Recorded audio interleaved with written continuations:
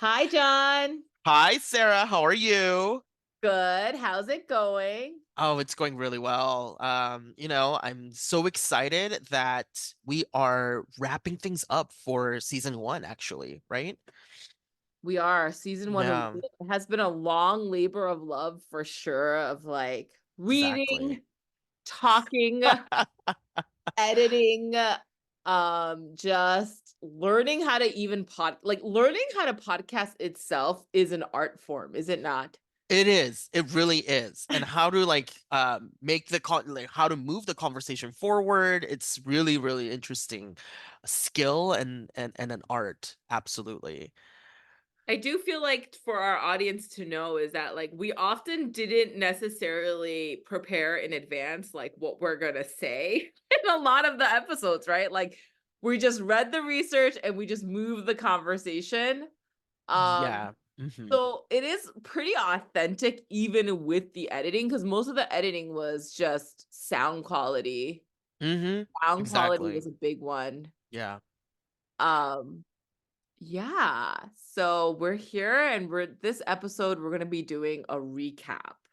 Okay, so it feels like I'm doing like a finals exam. Like, what have we been talking about all all season long? Let's start from the beginning.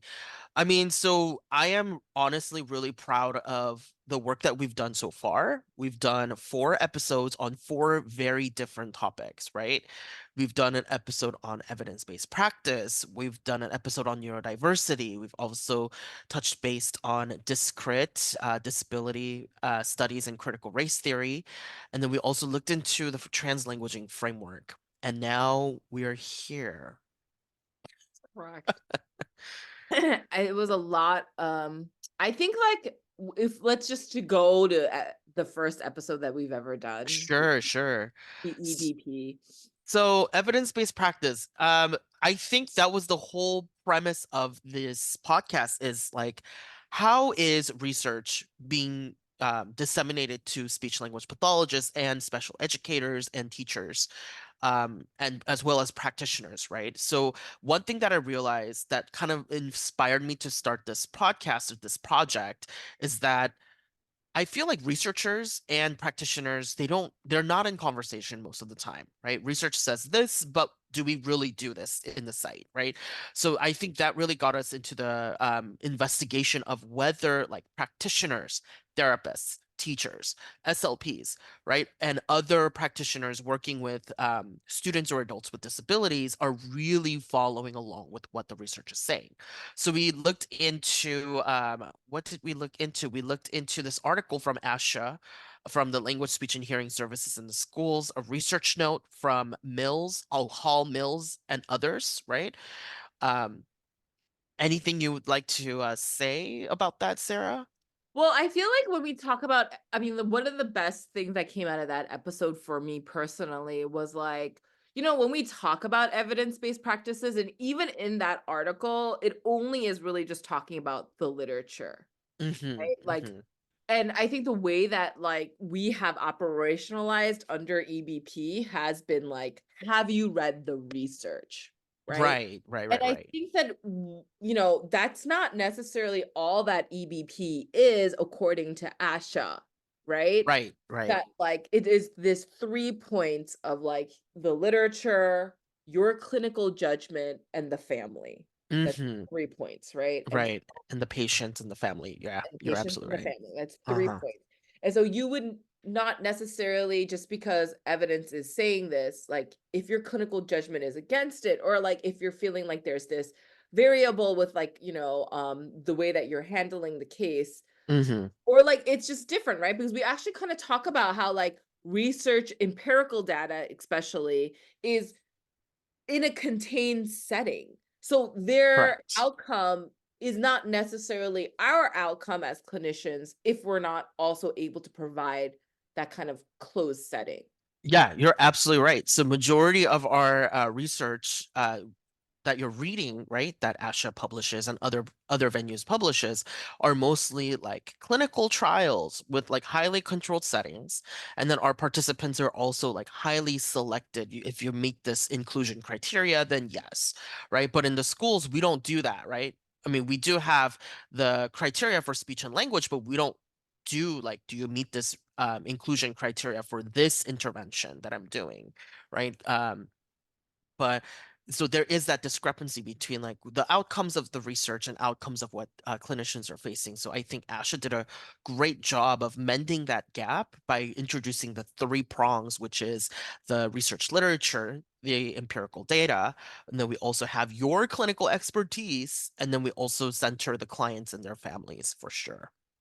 Yeah, and so I feel like because of those other prong points, like it kind of gives you a different way to think about literature as well. That like, Hmm. sure, the literature is saying this and I could try it, but I still have an out where I'm like, it might not come out exactly the way that the research did, right? Right, right, And right, also, right. I do feel like, we're all about family collaborations, right? Caregiver collaborations and like always centering the client themselves. And like that is Exactly. a huge way to navigate goals and where we're going to do next steps. Hmm. Can't only just be looking at literature exclusively. Also, a big part of that EBP practice was this understanding that like most SLPs are doing ASHA journals. We're reading ASHA, right? And like there's reasons for that, right? And the reason is Right. like, because we're all ASHA members, for Hmm. better or for worse, that's what it is, right? And Hmm. we have only real access to a research database that's going to come from ASHA.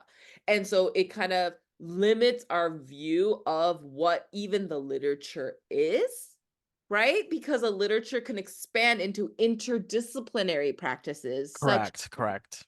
disability studies, special education, general education, like just we could like sociology, even Sociology. anthropology, Mhm, right? mhm, We mhm. we are limiting our own view of what literature to look at because of this like commitment we made with Asha, right? Like Right, right, you're so absolutely right. Mhm. so that was really really fun for me to like learn more about like when we say like really reconsidering what EBP is and also Mhm. reconsidering what literature I'm reading. So you really challenged me on that, John.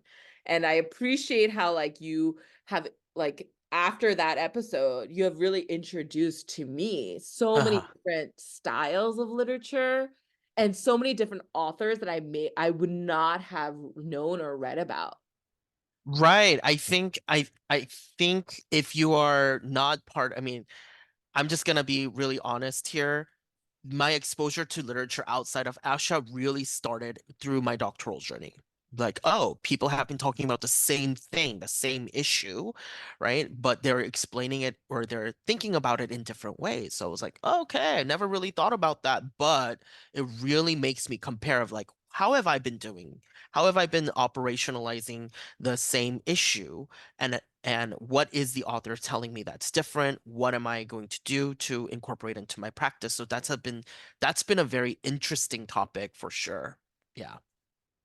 Yeah, and then just to like move the conversation along to episode 2, which is why we also brought in neurodiversity, right? Right. So this article we actually also centered another one of Asha's the Asha Perspectives journal from this special interest group 1, and it happened to be a tutorial journal on primer on neurodiversity affirming speech and language services for autistic individuals by Gaddy and Crow, right?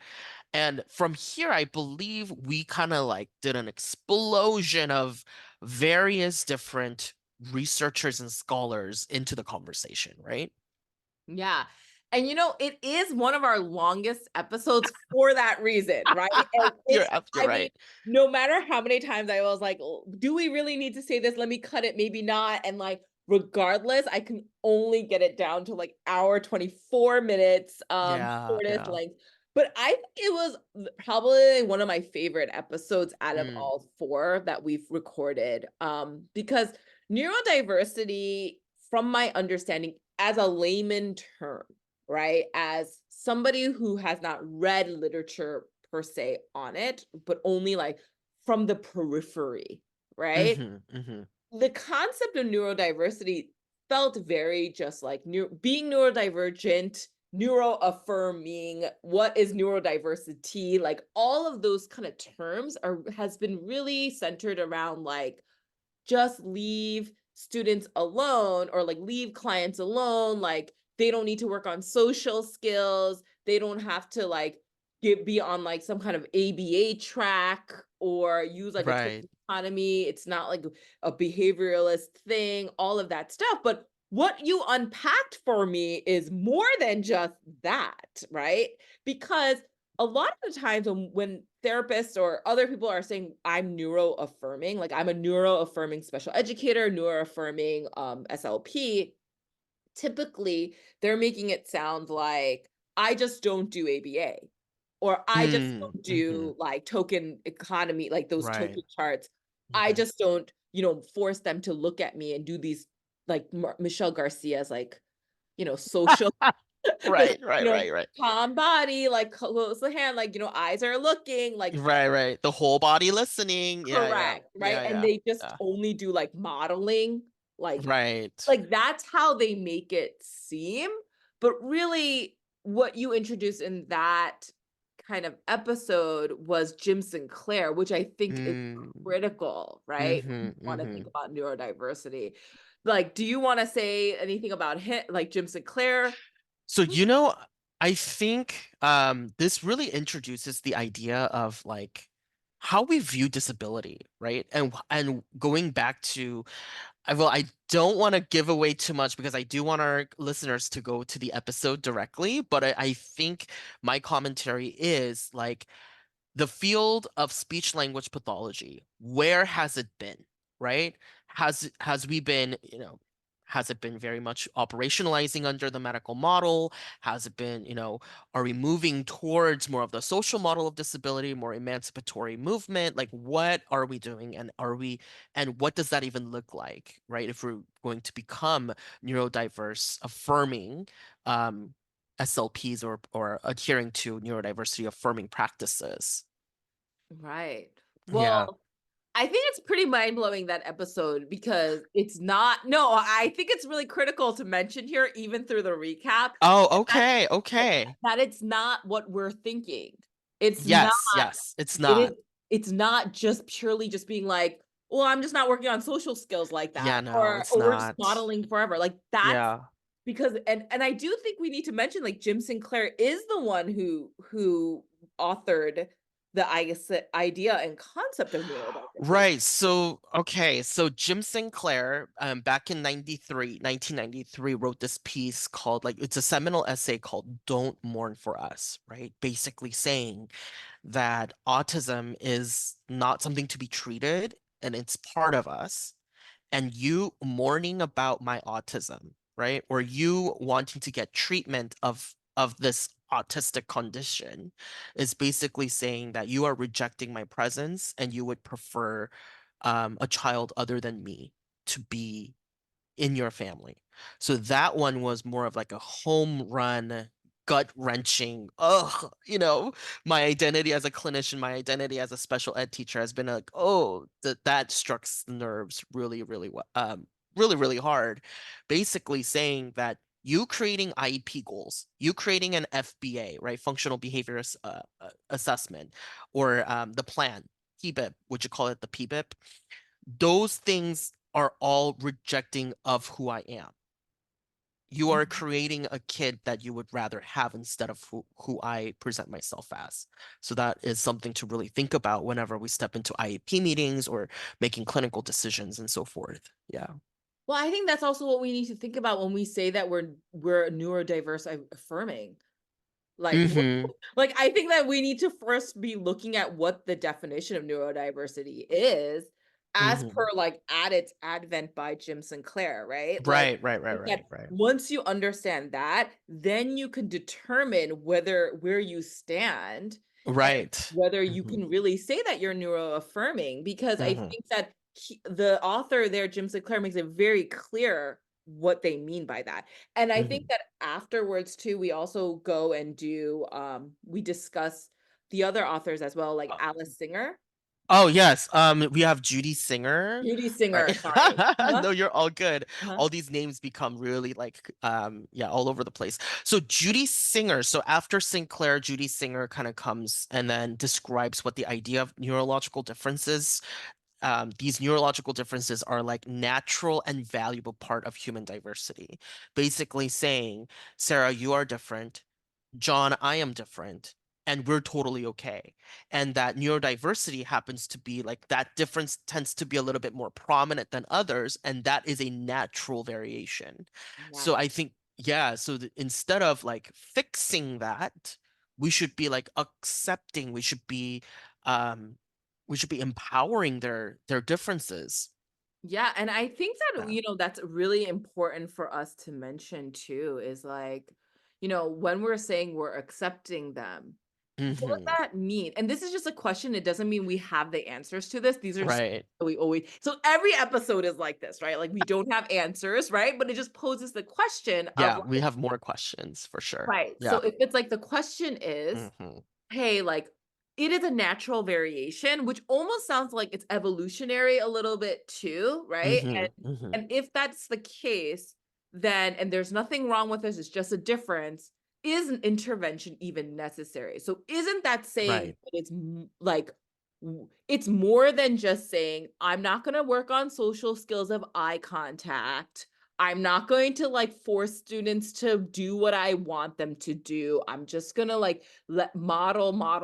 Like, I feel like even the modeling can be viewed as a form of intervention as well, if you really look at the context of the two, Singer and Jim Sinclair. Yeah, you're absolutely right. So the idea of like the intervention as a whole, right? So what is the role of the intervention, right? It's there like traditionally it's there to fix, right? It's there to change. It's there to teach, right? But these authors, obviously outside of the ASHA articles, are saying that neurodiversity is just a difference. It's just a difference. They don't need to have a behavior plan. They don't need to have speech and language goals because this is who they are, right? I know this sounds very radical to a lot of SLPs out there, but the idea of neurodiversity is that we're all neurologically diverse Yeah. and that this isn't something that needs to be treated. This is a diversity thing, right? Yeah. Yeah. And I mean, it's one of the best episodes, even though hour 24 minutes, I know, but, like, if you listen to the whole episode, I mean, we really get into all the different I mean, John, you really get into all the different episodes. You answer all the questions that I'm Uh-huh. thinking, like, including the pieces that we're talking about right now. Right, right, right, right. You give more detailed information, but I think that's really was a really valuable episode for I sure. think so too. I think so. It was really a mind-blowing concept for those who are coming from a practice field just like myself. When I got, it was a little uncomfortable for me too, but I have to really meditate on what these messages are saying and be like, okay, okay. Yeah, yeah. Yeah. Um, and then the episode 3, just to go along with, like, being controversial, we went ahead and did Discrit, right? Okay, so yes, I think this is our first episode ever where we kind of like diverted Mhm. outside of the Astra journals, and we talked about a research article, or it's a conceptual article that was published in Race, Ethnicity, and Education. So it's a journal of race, ethnicity, and education titled "Disability: Critical Race Theory, Discrit, Theorizing at the Intersections of Race and Disability." I just want to give our listeners a little bit of a forewarning here that we may be touching some tough and heavy topics, but I honestly think that this was really worth talking about, even though the concepts may be a little heavy at first. So this piece was written by Subini Ansianama, David Connor, and Beth Ferry. I believe this was back in 2013, where they're really conceptualizing this new framework where we intersect race and disability at the same time, right? And where they're definitely saying that race and disability aren't something to be just separated. It's like an interplay of each other. And especially when we're talking about identifying students, especially students of color, students who speaks languages other than English, that may also qualify for special education. What does that look like? Right. So, Sarah, I just wanted to get your thought as a practitioner yourself. Like, what was your takeaway moments about that episode? Well, it was a lot to unpack, remember? Because it was also notably different than the other research Right. papers because it did not have empirical data. Hmm. Right? And it was a conceptual paper. And although I will say like neurodiversity also was just a research note, I think it was Hmm. like but it still wasn't the same as like discrit where they were really bringing in a lot of ideas, frameworks from like sociology, right? Hmm. So Hmm. I think when you want to look at discrit, you really do have to understand disability studies and critical race theory. So I think when we think about critical race, I mean that's I think that's the biggest problem is that like we don't I don't really know enough to fully be like, yeah, I could marry the two and it makes complete sense. Like so it was hard to unpack and just accept it as one thing. Do you know what I mean? Because Right. to me, critical race theory already encompasses disability studies, so I didn't understand why we were, like, separating the 2 for a little bit. I don't know if you remember that, like, I was No, like I totally do. Yeah. yeah, like, I Yeah. was just like, "Why do we even have to, like" we know already that people of color are usually who's in special education, like, why do we need to separate that from, like, critical race? And then, like, we kinda unpack it more in detail. One notable factor for me about discrit was the understanding that there is an over and under representation of people of color being classified in special education. Hmm. But even if we did everything right of doing not doing that, so like, all the stuff that we do now, which is like cultural linguistically appropriate assessments, like making sure that you're taking care of the home language, like making sure that you're not classifying disorder when it's just a difference. Even Hmm. if we did all of that, it doesn't change the fact that you are doing disability identification to begin with, right? Like Right. Right. Right. dismantle the idea of disability. So it's kind of like what we're already doing that we think that is solving a problem of critical race is actually not because under discrit, you're not solving the problem of the disability aspect of how it's Yes. Yes. Yes. ableist ideas. Hmm. And then some of the assessments that we ask our students to do can be very, very operationalizing under an ableist mindset, right? So if we have a student who is barely like learning English language and ask them to do something that is, so out of context, right?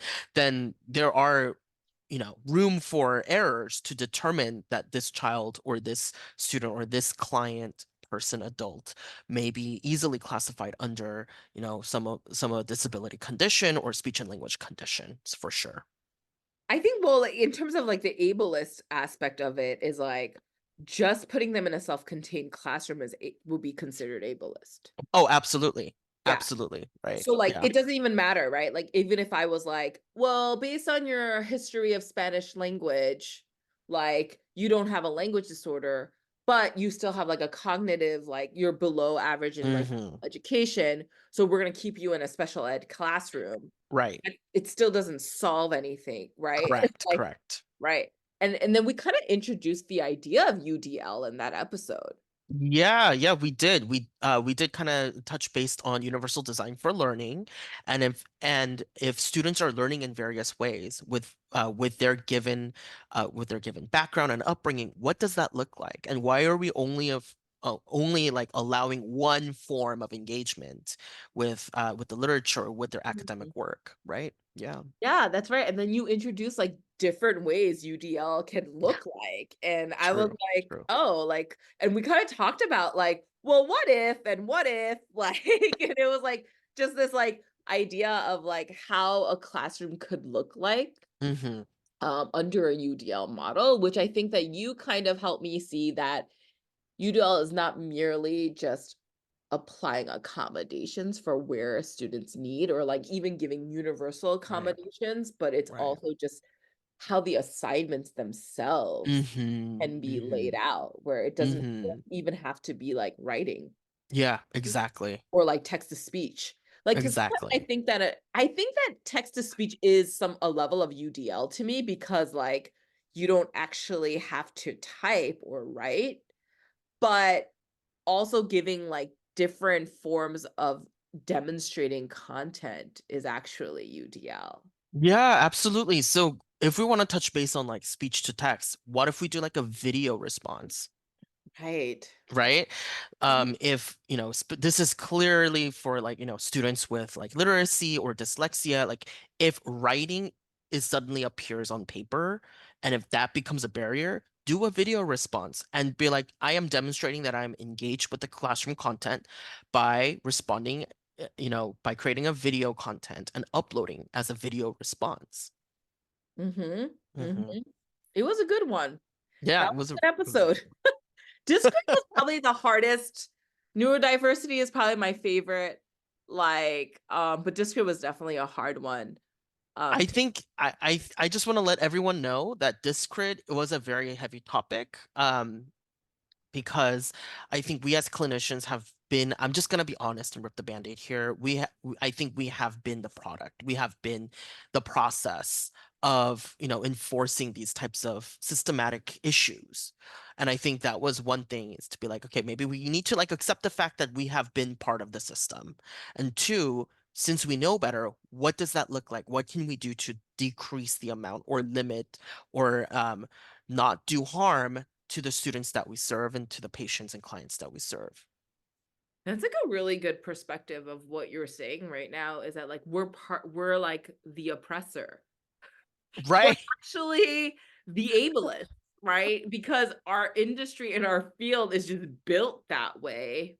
right, right. How is And our industry and field gonna move forward to how are be we going to do better? Now we know this. Okay, back then we did not, right? When we did our master's program, we did our clinical fellowship year. This was the job, right? We always do the, assessment, language sample, we do all the standardized testing, we do the parent interviews, we create the IEP, which is the product of the ableism right there. But now we know better now with this crit. So what can we do to reduce the harm that's already been done? and I think we kinda, like, do talk about that in that episode as Yeah, well. we do. We do Yeah, talk about that. Yeah. yeah, and how we would unpack it now. Yeah. A lot of we talked a lot. We just talked a lot about different things, and then that conversation kind of, like, led to language versus disorder, which Hmm. then led to our last episode of translanguaging. Okay, so translanguaging, I have to admit that this was my favorite. Oh, I hope it okay. was your favorite too, because it was so relevant to especially to us, those of you who are newly joining this podcast journey, is that Sarah and I, we're also considered like a POC. We're also, families of immigrants, and we are learning, we are still currently learning the English language as we serve as SLPs. So I think this article really spoke to me for this episode. This article was published in Applied Linguistics Review. So now we're going into applied linguistics. And the title is called Clarifying Translanguaging, Deconstructing Named Languages, A Perspective from Linguistics. So you can definitely see the interdisciplinary perspective of our profession, not just what ASHA is just publishing, right? Mhm, And this was from Ricardo Otherguy, Ophelia Garcia, and Wallace Reed here. And we really talked about what is language, right? And we talked about the social constructs of what a language is and how does translanguaging come into play.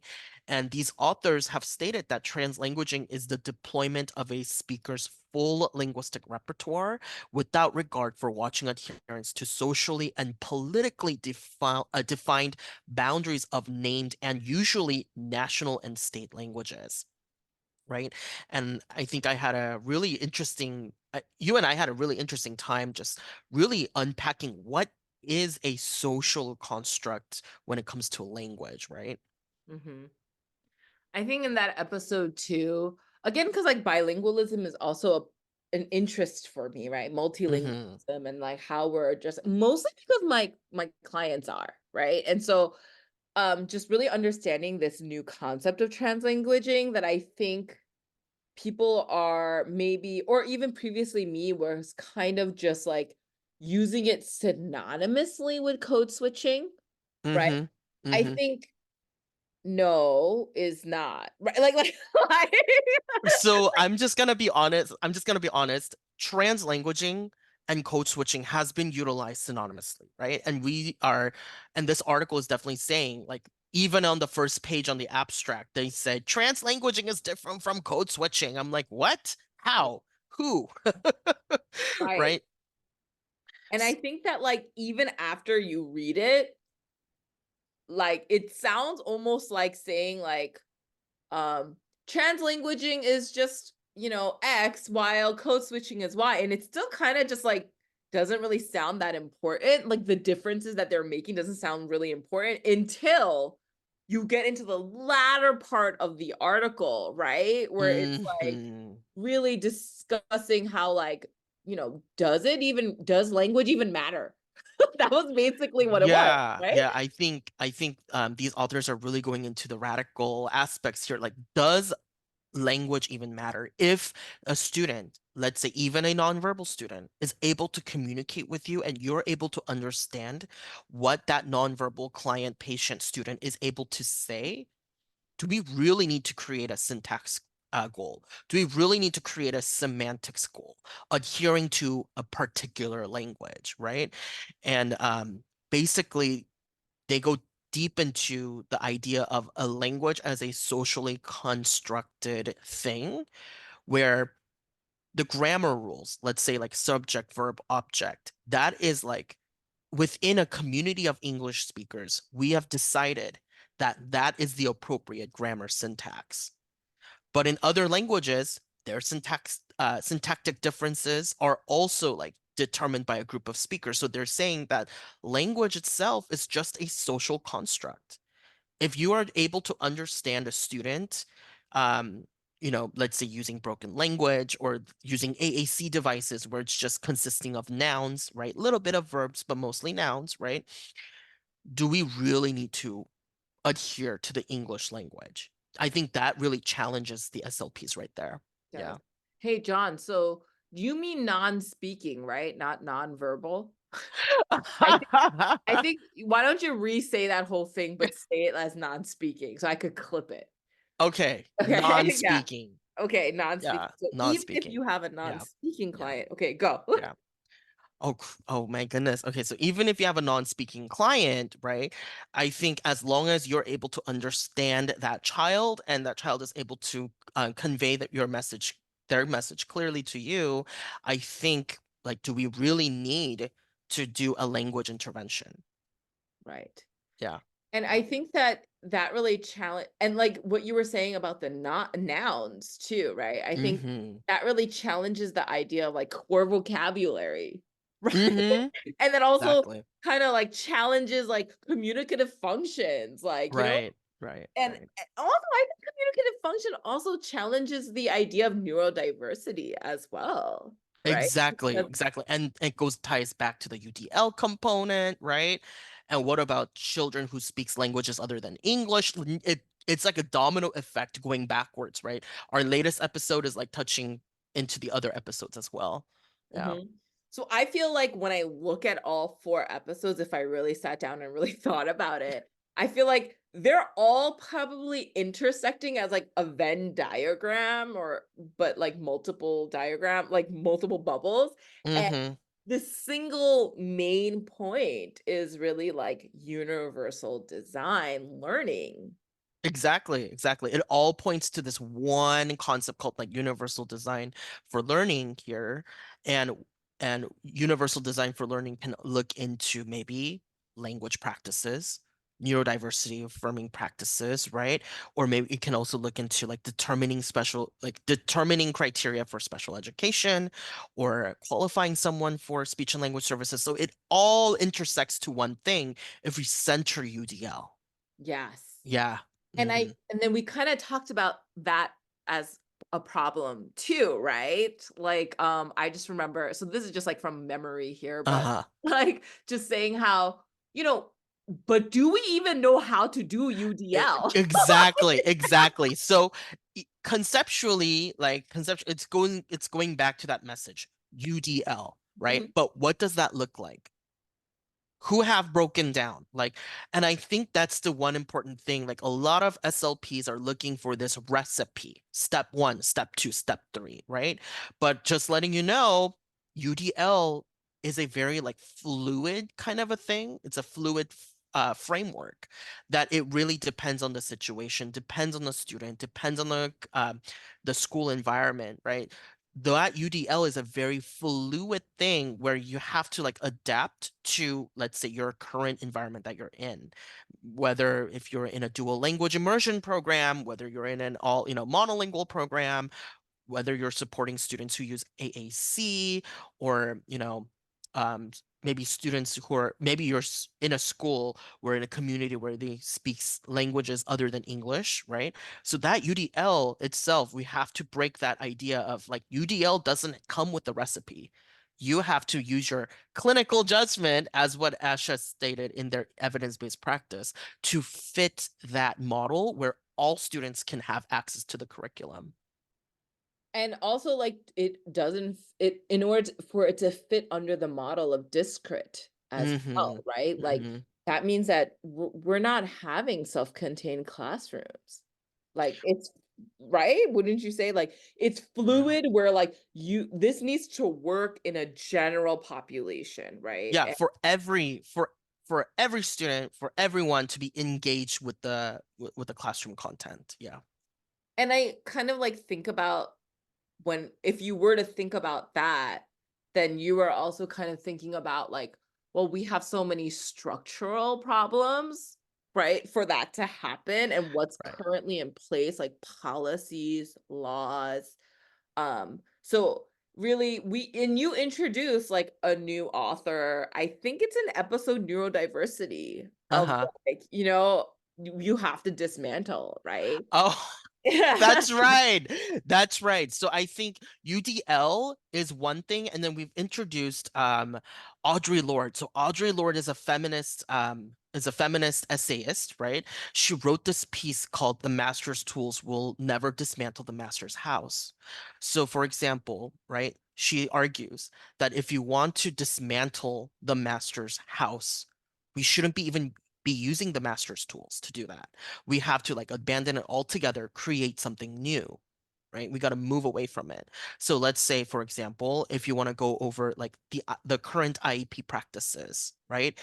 If we're using the same IEP materials to dismantle the IEP, like it can happen. You are raising great points for the IEP team to consider, but in the long picture, big picture kind of situation, it's more like you got to bring something new to dismantle it rather than working with what we already have. Yeah. And it Mhm. reminded me of, like, the ideas of, like, an abolitionist, right? Like, that's a Exactly. very, Exactly. like, common, like, that we know of history, like, Hmm. you are just, like, breaking it all down, like, we're not trying to fix internally, tweak this, tweak there, like, that's not gonna work, or, like, try to put a law on top of a law, like, we're just Right. Right. abolitionists, we are not free until all of us are free mentality, Exactly. right? And so Exactly. Exactly. so Yeah. that was a cool I like, that was a very novel radical, very radical, right? Like, how would we gonna do UDL? But also, like, to go along with that idea of UDL too, we kind of also talked about, like, well, who is going to be responsible to figure that out, Okay, right? so this was one of my critique coming from a research point of view. Like, I have to give it to all these researchers. Yes, we are talking about radical concepts, but we just talk about them. What does that look like? What does that look like in practice? Do we have a follow-up? Do we have a plan? Do we have a manual? Like, again, even though I say that we shouldn't be using a recipe, but like, do we have something to work off of? Right. Right? And it seems like and I feel like I'm throwing shade at our researchers here, but that's what research has typically been, right? We bring up these issues. You're right, you're right, you're right. And then we're like, so what's the solution? Crickets, right? So I think this is why this podcast is so necessary. Is where practitioners and researchers are coming together and creating like, what would this look like? The research says this, right? You have a caseload of, 80, 90 kids. So what does this look like? Where can research meet you? Where can practitioners be knowledgeable about the research saying, and what can practitioners let the researchers know? Hey, this is not feasible when I have a caseload of X amount of kids. I also look at, like, outside of even just the practitioner and researchers too, right? Like, when I think Hmm. about, like, stakeholders, like, I kinda think about Janice Light's, like, participation model, and, like, I'm thinking about, like, who are all the Yeah. stakeholders here, right? When we think about UDL, it's kind of like, well, if it's a policy barrier, we're gonna need some advocacy. We're Mm, also going to need, like, parent and caregiver support, right. who are also giving us input on, like, would they see UDL, like, what is most beneficial to them, right? Hmm. We're also gonna need, like, structural change that's, like, school admin, rolling this Right. all out, right? Making it from the top down, right? And so, I look at this as, like, needing change that's also going to be, like, disseminating the information and educating a lot of different stakeholders first, and Yeah. then, like, kind of making it together, but again, like, it just sounds really hard though, right? Like, I mean, we can't even come into consensus for so many things that, like, then to be like, "We're gonna do a UDL," like, it seems hard. Yeah, you're absolutely right. And I think and I want our listeners, right, our audience to have more questions than coming out with an answer. Because I think answers Mhm. don't lead us to more investigations, but if we'd be like, oh yeah, I never thought about this. So what if we dot dot dot? Um, so I don't, so I think we are doing situating our listeners here to ask more questions. What does this look like? What do you mean by this? What does the research say about this? And how does that translate to my everyday practice? Yeah. Yeah, John. So those were our 4 episodes. We had a good time. Well, I had a good time. I just learned a lot about research, like how to read it and also Mm-hmm. like I really enjoyed like reading the outside papers. Like those conceptual papers gave me so much new ideas and so many new thoughts versus when I would read like maybe a research not only empirical, but even if I read one that was like a note, like which we did, it's usually very like feeding you information. Right. What I So I mean? yeah, It so a kind lot of of our biased. Yeah, so a lot of our ASHA journals are like, how to do this. Do it like this. We suggest you doing it like this way, right? So, and I think that our clinicians have been really dependent on those types of research, right? We've done this type of therapy and it came out with this, outcome. So everybody, please feel free to use this intervention strategies. But I feel like we've read and we've been conditioned with those research articles for so long. Now I would challenge all of our clinicians to like think about those types of things when you read it. Right? What does it really mean? If neurodiversity really means that intervention is not necessary, then what does neurodiversity affirming practices look like? And I think we really talked about that in the article. Yeah, Yeah. And I just really just appreciated reading from outside resources that of like course. yeah, and it also like made me it's so thought provoking that you have to be self-reflective as well as like it shakes your understanding of what we originally even thought as It's gonna make you a lot. It's gonna make you uncomfortable. yeah. I'm gonna be honest. It's gonna make you uncomfortable because, and I appreciate the uncomfortableness because you don't grow unless you're uncomfortable. Right. And it makes you disrupt how like traditional SLP training programs have made you think in a particular way. Yeah, and you know what else, John? I was like thinking, I know we're gonna wrap this recap up, but like Mm-hmm. the thing that I was like thinking about is like how like previous to meeting you and like you're sharing, like you're just so gracious. Like you always share your research with me, and these are like things that you have to actually pay for as part of your tuition. But like you freely are like, Sarah, we're taking this class. I think you would love to read it. And I'm like, yeah. What I really appreciated about all of this is like prior to meeting you, prior to the podcast, I was maybe a little biased about research, if I'm really Mm-mm-mm-mm-mm. honest, right? I Mhm. only really did look at research as research, quote unquote, Like, it was only research if it was empirical data. Yeah. I didn't Yeah. even feel like, unless it's like it could be a little bit loose where you could bring some sociological ideas and viewpoints, but typically it still came down to like some level of consensus at the end of it where it's like, this is what you're gonna do.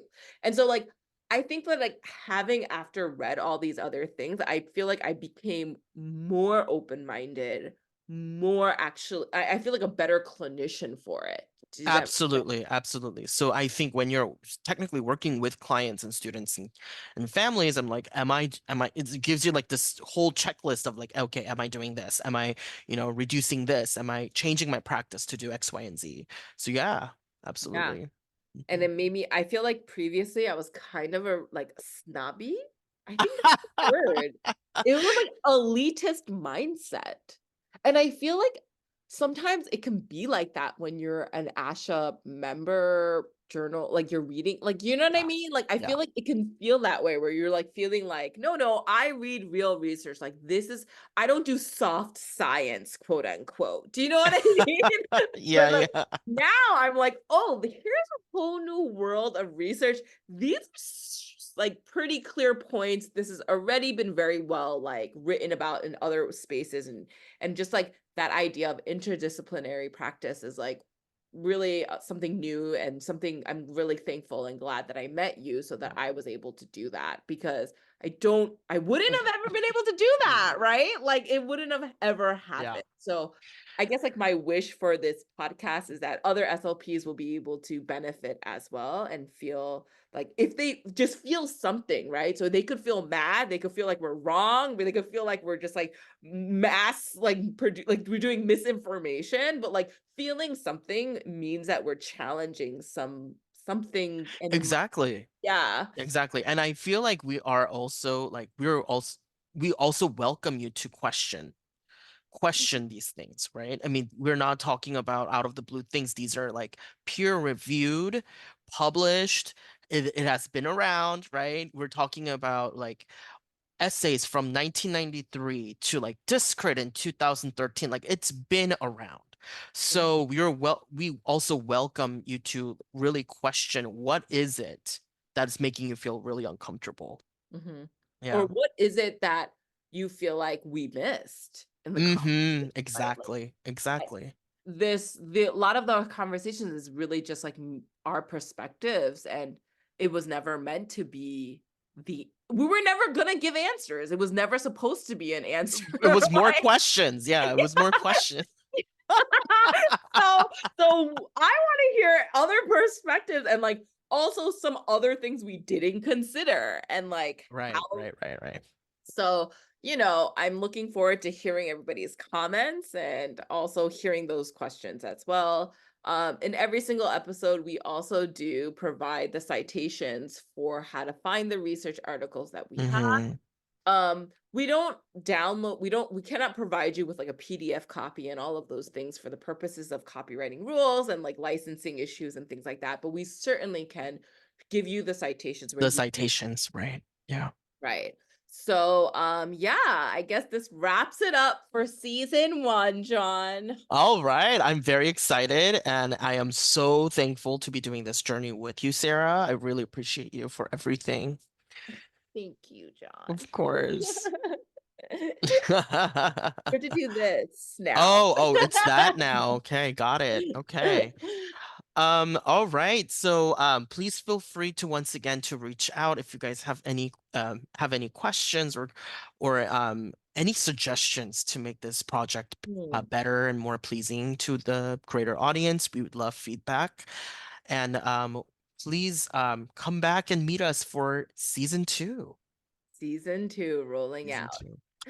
All Yeah. right. Sounds good. Thank you, John. Thank you. Bye. Bye.